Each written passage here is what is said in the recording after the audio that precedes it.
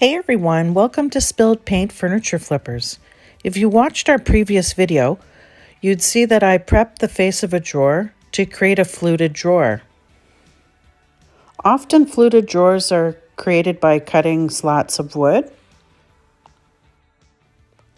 Instead, we thought we'd use this veneer edge banding, and it's pretty cool because the underside of it is glue-like substance that is activated with heat.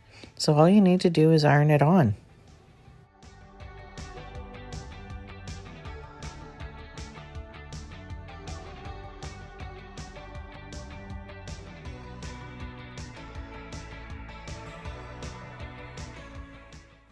Here we're just adding wood trim to finish the edges off.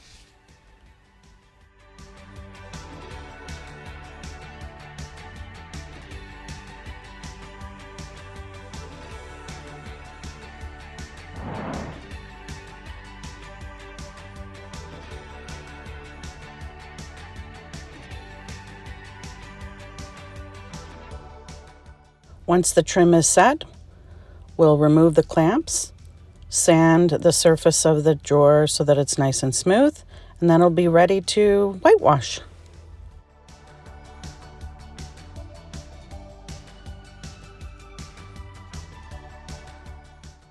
I'm whitewashing the face of this drawer using paint and water in a 2-to-1 ratio, and in this case I'm using Benjamin Moore natural linen.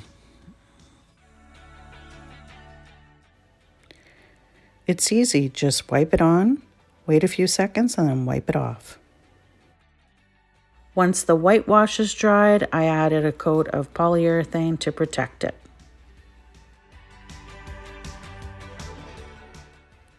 And this is how we created fluted drawers. Hope you enjoyed this video. Stay tuned for the next one, and thanks for watching.